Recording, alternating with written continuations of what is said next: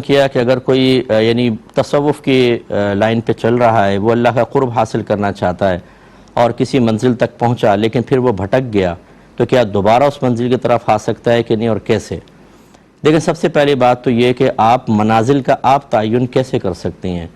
بعض اوقات ایسا ہوتا ہے کہ ایک آدمی آتا ہے دین کی طرف، وہ چاہتا ہے کہ اللہ کا قرب حاصل ہو، لیکن جب تک کوئی پیر کامل نہ ہو یا کوئی ایسی کتاب، جیسے میں نے آپ کو عرض کرتا ہوں، آپ قرب الہی میری کتاب ہے وہ آپ لیں، تصوف کے موضوع پر ہے، اللہ تعالیٰ مجھے عجب و خود پسندی سے بچائے۔ آپ پہلے یہ کتاب پڑھ لیں، اس کے بعد تصوف کی کوئی بھی کتاب پڑھ لیجئے گا، پھر آپ خود فیصلہ کر لیجئے گا کہ سب سے زیادہ جامع چیز کس کے اندر لکھی ہوئی ہے۔ پہلے بزرگان دین کی جو کتابیں ہیں وہ ہماری کتاب سے افضل ہیں، اور وہ بزرگ ہم سے افضل ہیں،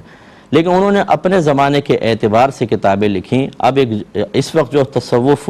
کس انداز سے اس کو اختیار کیا جا سکتا ہے، یہ آپ ہماری کتاب پڑھیں گے تو آپ کو پتہ چلے گا، ورنہ آپ پچھلی کتابوں پہ چلنے کی کوشش کریں گے تو یہ موجودہ دور کے تقاضے آپ کو چلنے نہیں دے سکتے ہیں، اور آپ بالکل رک جائیں گے۔ تو اب اکثر ایسی ہوتا ہے کہ ہم خود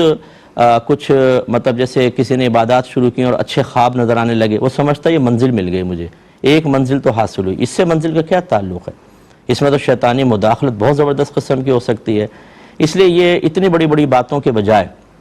آپ ہماری کتاب لے لیں اور اسٹیپ وائز اس میں 13 کمال ہیں، پہلے کمال کو اختیار کریں، پھر دوسرا، پھر تیسرا، پھر چوتھا، اس میں رکاوٹوں کے بیان بھی ہیں، ان کو عبور کرنا، پھر آپ ایک خاص فنا فی المرشد کی منزل تک پہنچیں گے۔ یہ آپ منزل کہہ سکتے ہیں، وہ بھی جب آپ سب پہ عمل کریں۔ اس کے بعد دعا کریں کہ میں 2 اور حصے اس کے کمپلیٹ کرنا چاہتا ہوں، فنا فی رسول کا اور فنا فی اللہ کا۔ اگر یہ ہو جائیں تو پھر یہ کمپلیٹ تعلیمی نصاب ہو سکتا ہے، روحانی تعلیمی نصاب۔ تو اس لیے میری گزارش یہ ہے کہ ابھی آپ نے چونکہ ایک مبہم سی بات کہی ہے، اگر فرض کر لیں کوئی نعمت حاصل ہو گئی تھی، اسے منزل ایک تو نہ کہیں، مثلا پہلے کوئی نمازیں پڑھنا شروع ہو گیا، آسان ہو گئیں، ذکر الہی کی مجلس میں بیٹھنے لگا، اب وہ چیزیں اچانک ختم ہو گئیں، بے نمازی پن بھی آ گیا، برے دوستوں کی صحبت، تو اس کا اب طریقہ یہی ہے کہ دوبارہ ہمت کر کے اس طرف آئیں، ایک اچھی کتابیں پڑھیں، ایک اچھا ماحول اختیار کریں، اچھی صحبت اختیار کریں، اللہ تعالیٰ دوبارہ اچھی چیزوں پر استقامت عطا فرما دے گا۔ لیکن ہمارے ہاں ہوتا یہ ہے کہ ہم فضائل، اعمال، عبادات ان کی طرف آتے ہیں اور منہیات کو چھوڑ دیتے ہیں،